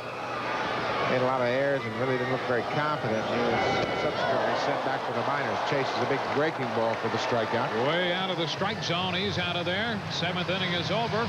On to the 8th we go. Red Sox 9 and the Blue Jays 3. Martinez, Dwayne Stats with you. It's a 9-3 game. The Blue Jays trying to climb back into this thing, Buck, with 3 runs in the 7th inning. Well, the Blue Jays bullpen has done a pretty good job. The Red Sox haven't scored since the 3rd inning, but the 5-run first inning off Pat Hentgen has really been the difference in this game. Lee Tinsley leading off the 8th for the Red Sox. The count is 1-1. So we have Tinsley, Valentin, and then Mo Vaughn due to hit 3rd. Mo Vaughn will get another shot at completing the cycle. He already has a double home run and single tonight. 2 balls and a strike.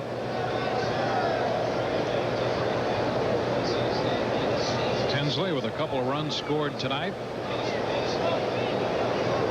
Hitting .295 overall. Right back into center field. Devon White backpedals and makes the catch for the out. Well, good bullpen work is right. Just 1 hit given up by the Toronto bullpen. Hinkin gave up 10 hits, all 9 runs, 6 earned runs. Now John Valentin. Valentin is 1 out of 4. He was part of the first inning fireworks. This one scoots low and outside, ball 1.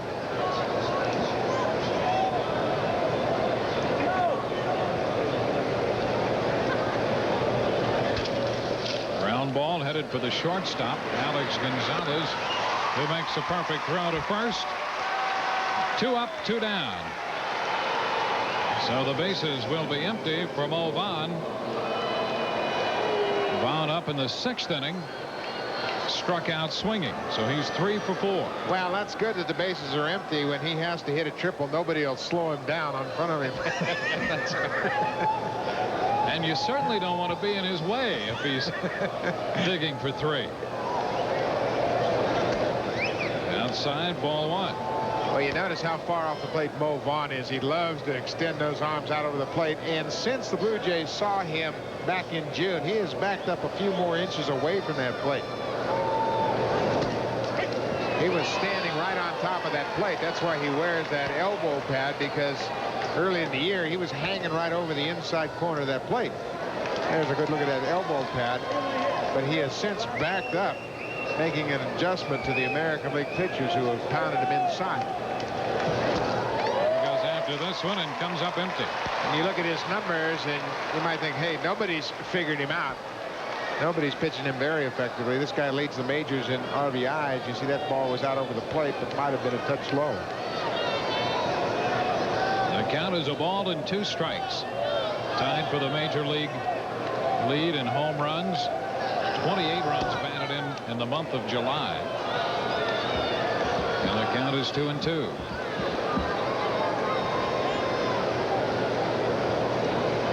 Mo Vaughn 27 years old. And is out on strikes for the second straight time. Rogers gets him. 1, 2, 3. Go the Red Sox.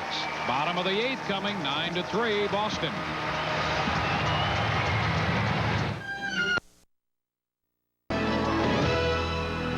It's a 9-3 ball game. The Red Sox leading the Blue Jays in Toronto. Toronto with the top of its order coming up. Devon White, and the first pitch is in there for a strike. Cormier worked 6 1/3. Hudson, Joe Hudson, got the final 2 outs in the 7th inning.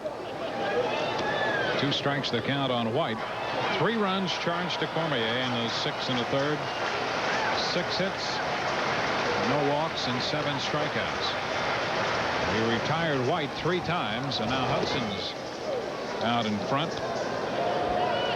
1 ball, 2 strikes to count. Hudson, 24 years old. And he strikes out White. Second strikeout for Hudson. Roger Clemens, we scheduled to pitch here on Monday. The game summary: Red Sox have out hit the Blue Jays 11-7. Mo Vaughn and Jose Canseco have teamed up to drive in 6 of the 9 runs. Cormier 6 1/3 in his 6th start, and Pat Hinkin touched for all 9 runs. Mo Vaughn 3 hits tonight. Paul Molitor takes a strike.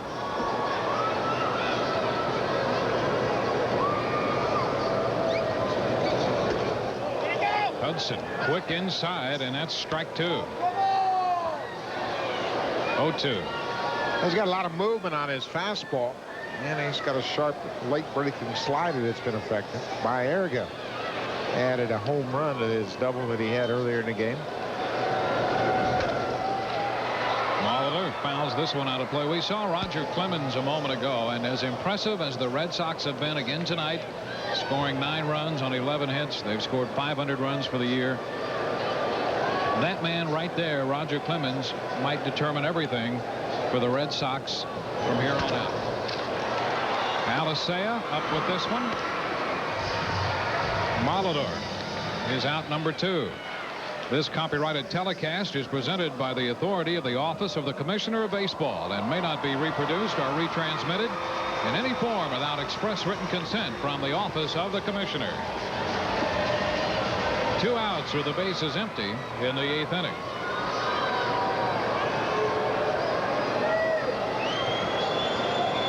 Roberto Alomar fouls the first pitch out of play. Strike 1. Alomar singled and scored in the 7th inning.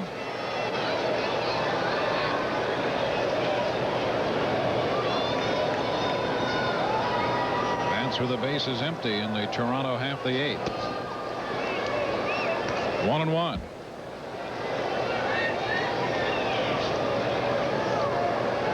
His average back over 300. And he strokes a base hit into center. A 2-out single gives him a 2-hit night. And we'll get Joe Carter to the plate. Marlins now leading the Mets 6-3. Pirates 3-1 over the Astros. Rockies 4-3 over the Padres. Joe Carter singled in a run in the 7th inning. The Blue Jays scored 3 times in that inning to make it a 6-run game. There's ball 1 to Carter.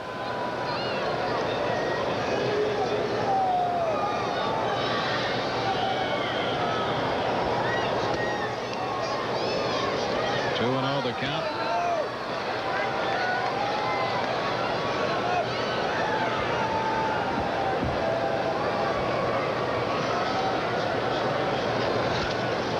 Carter looks it into right. O'Leary is coming on and makes the catch to retire the side. No runs, a hit, 1 left. We are through 8 tonight. 9-3. Boston on top.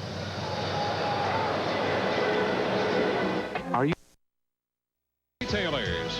5 Beechwood Aged Budweiser, the king of beers. This Bud's for you. And by Reebok.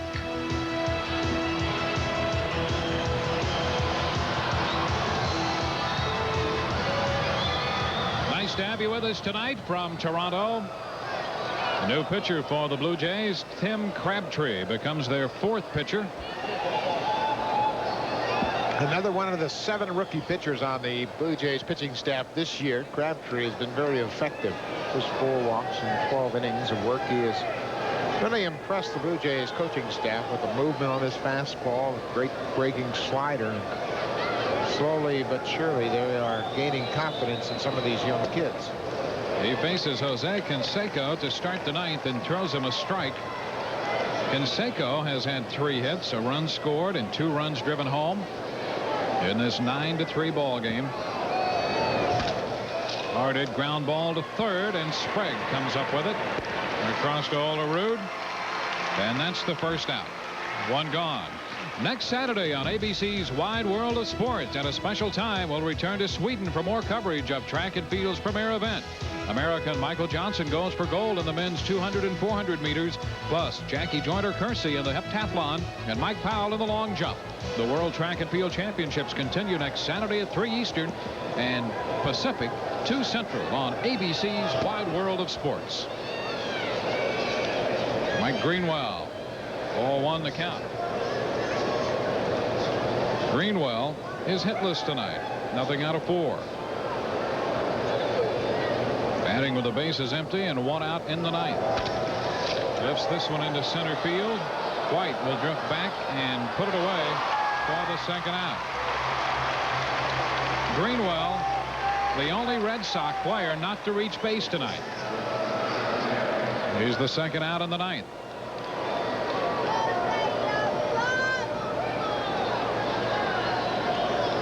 Tim Naring will be the hitter. Naring with 2 hits and a run batted in.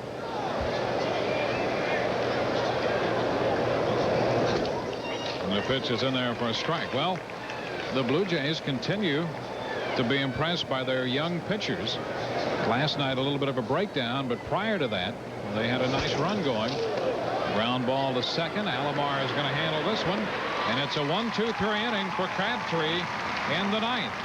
We're headed into the bottom of the 9th from Skydome. 9-3 Boston. The 95 racing season is...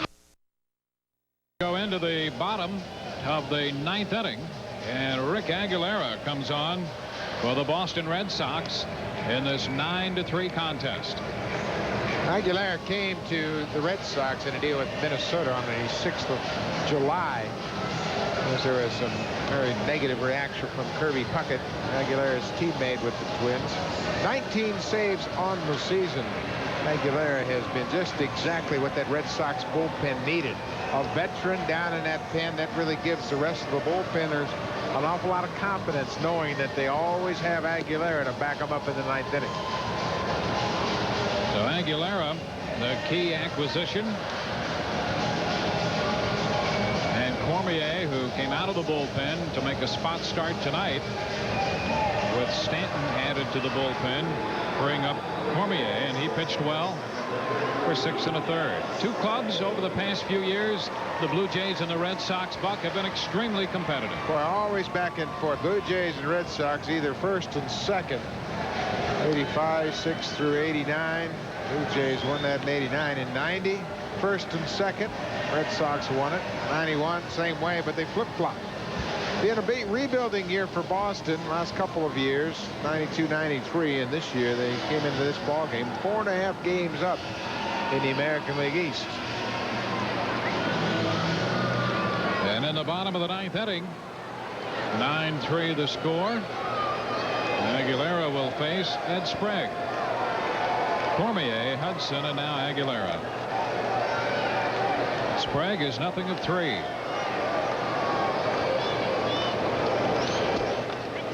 Aguilera starts him with a strike. Blue Jays have a long way to come back, but Doug Jones came in a similar situation just to get some work. His club was ahead by 4 runs. And that's when the Blue Jays jumped on him. He didn't retire a batter. The Blue Jays scored 6 to come back and beat Baltimore on Tuesday. Sometimes you get these closers in non-save situations and they just don't get pumped up enough to really come out with their good stuff. I've seen it backfire more often than not. Aguilera has the jump on Sprague. A little close, a ball and 2 strikes. Well, it is a different situation, and as much as they talk about closers being a special breed, it works the other way sometimes as well. They thrive on a tense situation. Count is still, the ball, 2 strikes. Red Sox continue to play well on the road. There have been a lot of clubs that way. When you look throughout both the American and National Leagues, a lot of teams have had trouble winning at home. The Red Sox are 2 over 500 at Fenway. Coming into this one, 10 over on the road. Towering fly ball, and Greenwell now will come back a step or 2 and make the catch for the out. I mentioned the road. The Red Sox will go home after this. Then they play the Indians for 2, then Baltimore for 3, the Yankees for 3, and then they go on a long West Coast road trip. Play 11 games against California, Seattle, and Oakland, and that'll be very important to continue to play well on the road. And that's why Clemens taking his spot and pitching effectively in the rotation will be so important, and the eventual return of Aaron Seeley. Olerud swings over this one. Strike 1. Olerud drove in a run in the 7th inning. His only hit tonight. He's 1 for 3.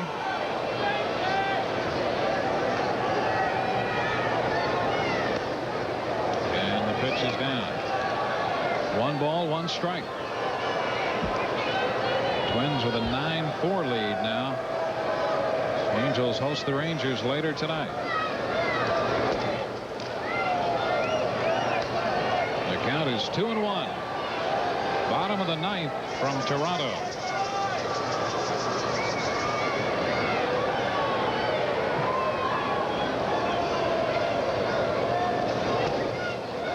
Olerud checks, and that pitch is down. 3-1. They should make mention of a good effort by Joe Hudson when he came in the 7th inning. He gave up a single, but then got Parish out and struck out Gonzalez to end the Blue Jays' threat, strand a couple of runners as they were trying to claw their way back into the game. That picks up the corner and runs the count to 3-2.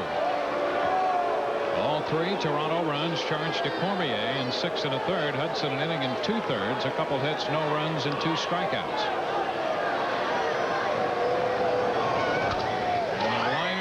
Going to be fouled back into the seats. Some of the Blue Jay faithful have departed. A crowd of over 41,000 tonight to see the Blue Jays fall behind big early and then try to get back into this game with a 3-run 7th. Right now the Blue Jays down to their final 2 outs. The Blue Jays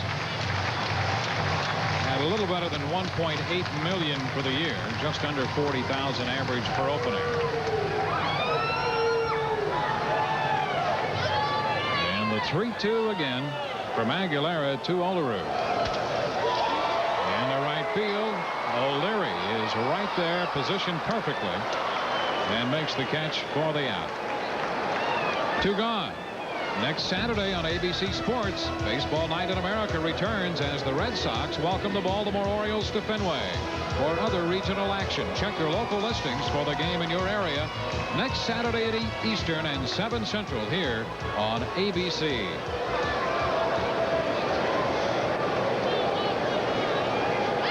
Andy Maldonado lifts it to the right side.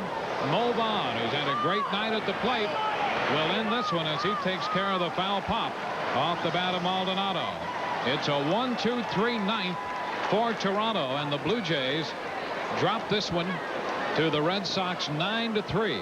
So the Red Sox have taken the first 2 games of this series, winning last night 7-1 and winning tonight 9-3, getting an excellent pitching performance from Cormier, who will pick up the victory. And Cormier got great support from this Red Sox lineup, including that man right there, Mo Vaughn, who finished the night with 4 runs batted in. He takes over the major league lead in runs batted in now with 85. It is 29th home run, and at the moment is tied for the major league lead in home runs with Frank Thomas. Well, the Red Sox jumped on the Blue Jays early, taking advantage of Robbie Alomar's error first play of the ball game.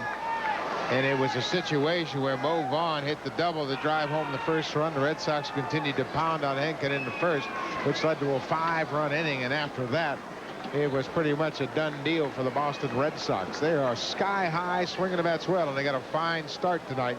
Jim Rice, the batting coach, has to be awfully proud tonight. His boys really strapped one on the Blue Jays here at Skydome tonight. 11 hits for 9 runs.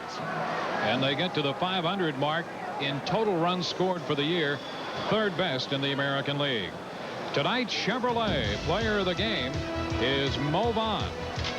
In conjunction with this program, Chevrolet will contribute a total of $50,000 to the Boys and Girls Clubs of America in the names of all players of the game for the 1995 Major League Baseball season. Tonight, Mo Vaughn, the Chevrolet player of the game. Mo Vaughn will be with us, and we'll hear from Mo in just a few moments on the heels of this Red Sox victory 9-3 over the Toronto Blue Jays. Mo Vaughn came into this game 2nd in the league in runs batted in and tied for 1st in home runs, and he will at the end of this evening be atop the major leagues in runs batted in. Mo Vaughn, this is Dwayne Statz along with Buck Martinez. Congratulations on a great night. Your ball club is rolling. Well, we're playing pretty well, I think. You know, this team's coming out and trying to take care of business every day. We're just trying to go out and play consistent baseball. You know, guys are throwing strikes, so it's going to get an opportunity to win. We can swing the bats for a little bit, so keep ourselves in the game. We got an opportunity to win.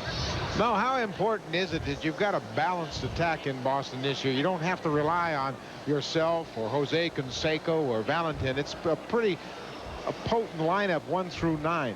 Well, I think it's important. You know, we can manufacture some runs. We got a little speed up at the top and some down at the bottom.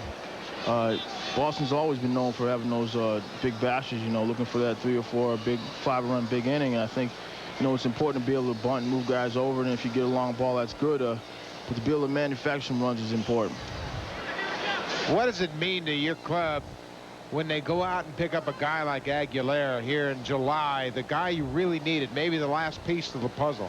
Well, I think it's important. I think it shows that our GM and our manager and our coaching staff is really set on trying to win this whole thing. You get a guy like Rick, who can, you know, is experienced and a true professional, has done it before in big games. It really shores up your bullpen a little bit with Belinda and all the rest of the guys. So I think it puts us in a pretty good position. You know, we just got to go out and try to get him in there as much as possible. Well, we talked about the great job that Cormier gave you guys tonight, and this is 6th start. Roger Clemens is scheduled to work on Monday, and more the analysis seems to be that as far as Roger Clemens can take this ball club, that's as far as the Red Sox will go. Do you concur with that? I think Rogers is a big part of our ball club and a big part of our staff. I think, you know, we got some guys here who are pitching well that have to continue to pitch well. If we can get Roger on track, it's going to really balance and help our ball club a lot. So I don't think any one man is as important as any other. We all got to go out there and do the job, swinging the bats, you know, playing defense and hitting and pitching also. So we got a pretty well balanced attack. Guys been pitching well all the way through our staff. So with him on top of there, it's going to make us a lot better. Well, a great effort for the Red Sox overall tonight. You know, we noted that this is now the 28th victory for the Red Sox on the road. You're 11 games over 500 away from Fenway Park. That's even better than you've played at home. Any accounting for that? I can't really tell. You know, I think you know, people come into Fenway Park and really want to do something. You know, it's got great tradition there. We have to do better at home.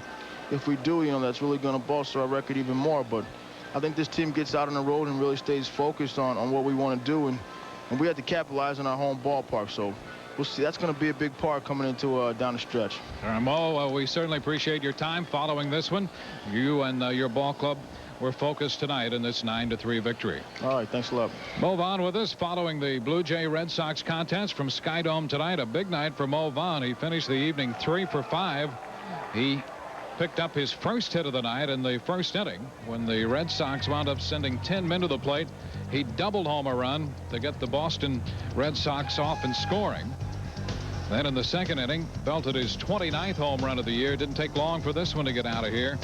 That accounted for the 6th Boston run of the night, and capped it in the third when they scored 3 times. 2 of those runs coming on this line drive single into right field off the mat of Mo Vaughn. He had a chance to hit for the cycle tonight, but struck out the last couple times and finished the evening 3 for 5 with 4 runs batted in leading this Boston Red Sox club to a 9-3 victory over the Blue Jays.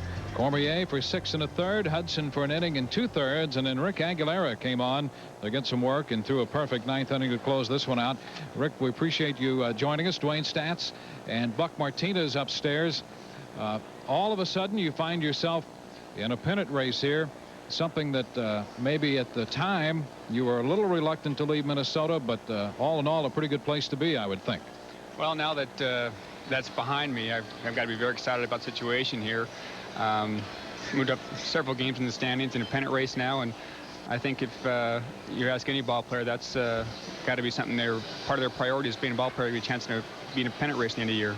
Rick, you guys had a real special team in Minnesota in '91, but this team, it looks like it's a great mix of young players, the O'Learys and the Tinsleys, and then the more veteran players, the young veterans like Mo Vaughn and Canseco. Do you sense that this ball club is starting to believe that this could be a real special year for them? Well, I think the most important part of this club, what I reflect on back in '91, is the camaraderie in the clubhouse. I think that's very important personally, that you got good camaraderie in the clubhouse. Everybody seems to pull for one another, enjoys being around each other, and I think that's important. We obviously have the talent here on this club. As you ask any pitcher, it's a tough lineup to have to face night in and night out. And I think we're coming together. We've got a good mix, like he says, of young players, and we've got the veteran influence as well. Closing tonight's game, obviously not necessarily a situation where there was a great deal on the line. Is there a difference in your makeup? We talked about that at the end. Sometimes a closer thrives on a pressure situation. You needed some work tonight and got that done. Kind of evaluate that difference, and is there a different mentality when you enter a game such as this one?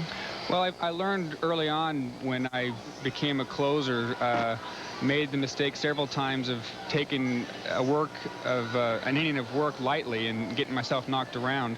Not that it can't happen. Fortunately, it didn't happen tonight, but there definitely is a different. I mean, any closer is aware of the situation when it's a tight game.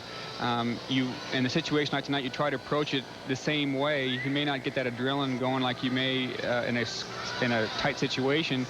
But again, I think you have to approach it just as if it's a safe situation, 1-run lead or whatever it might be, because that's a time when you let down mentally, that you lose your edge, you get knocked around the park. Rick, when you talk to your new teammates down in the bullpen during the course of a game, and you talk about Alomar and Carter and Olerud and how you pitch him, are you finding that the Red Sox may have had a different approach or a different idea in the way they pitch the Blue Jays as to the way the Twins pitch the Blue Jays? Not necessarily. No, the scouting reports seem to be somewhat the same. You know, our approach in Minnesota seemed to be the same here. A lot of advanced scouting. I think there seems to be more advanced scouting here in Boston. I think that's understandable being in a pennant race.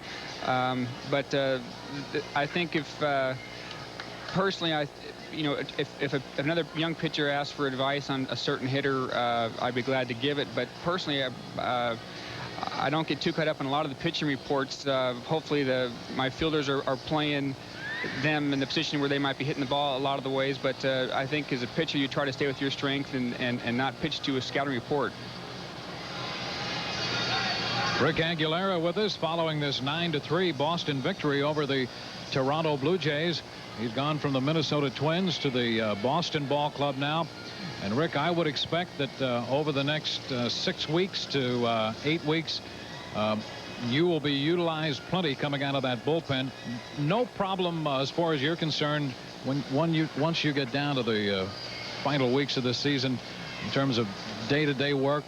Is there a point where for an example, you think there might be a limit? Well, that's hard to say. A lot of it depends on the amount of pinches per outing. I'm very pleased with the way I've been worked here so far. Kevin got me in tonight. I needed some work, and I haven't in any way been overused either. So expect to be used in this way. It would be great if I needed an inning of work. I think I can feel comfortable asking Nip or Kevin for an inning. So it's just, again, a matter of staying prepared mentally, physically for the demands down the road. All right, Rick, again, thank you for spending time with us following the ball game this evening. Congratulations on what is turning out to be a great year for you. Well, thank you very much. Red Sox are winners tonight over the Blue Jays, 9-3. Let's go back to the studios now with John Saunders. All right, thanks a lot, guys. And we do have plenty to update. We'll begin in the American League, where it was a very busy night and an interesting night as well. Daryl Strawberry got things started. Actually had a triple in his first at bat. This his third hit of the night.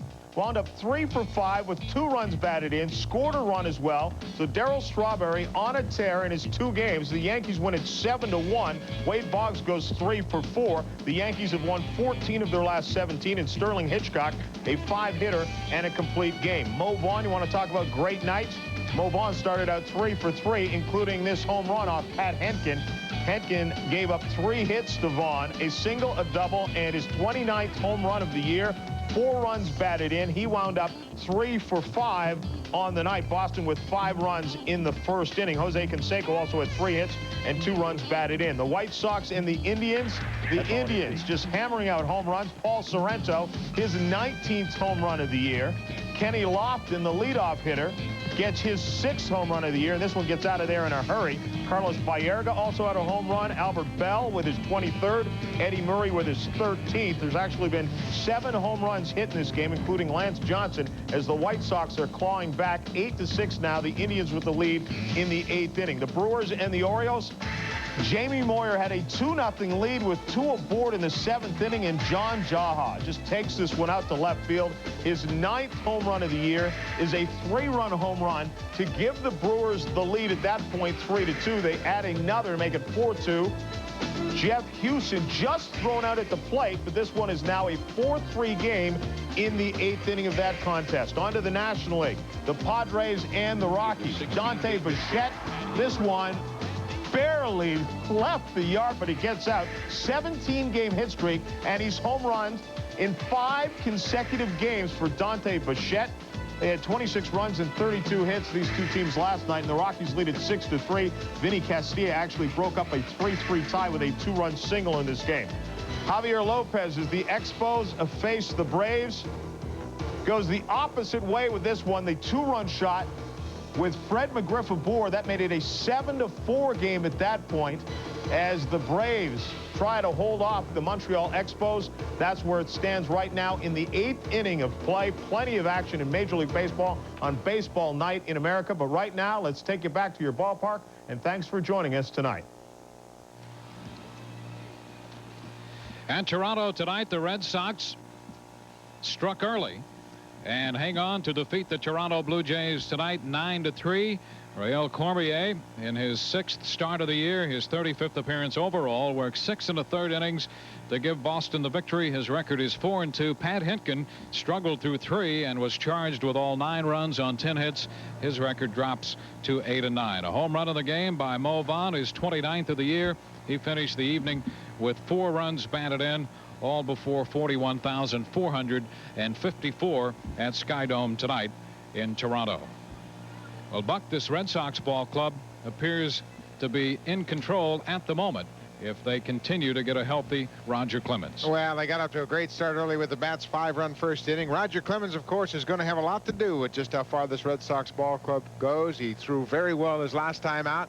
He struck out 6 in a row, 8 in the ball game, so they're encouraged by Roger Clemens and the stability of his arm, plus the fact Rick Aguilera, a veteran closer, and that should provide an awful lot of confidence for this ball club. So the Red Sox are winners tonight, 9-3 over Toronto to run their record to 52-39. The executive producer of ABC Sports is Jack O'Hara. Coordinating producer of the Baseball Network, John J. Filippelli. Coordinating producer for ABC Sports, Kurt Gowdy Jr. Vice President of Operations for the Baseball Network, Ed Delaney. Studio producers, Lance Garrett and Bill Grant. Tonight's game was produced by Rick Briggs Jude. Directed by Richard Wells. Associate Director, Stephanie Williams. Technical Director, Chris Romanuk. Studio Producer and Director, Rick Paiva. Again, the final score tonight, the Boston Red Sox over the Toronto Blue Jays, Boston 9 and Toronto 3. Don't forget, Baseball Night in America will return next Saturday at 8 Eastern, 7 Central here on ABC. For Buck Martinez, I'm Dwayne Stats from Skydome in Toronto, Ontario, wishing you a pleasant good evening. The final 9-3 Boston over Toronto.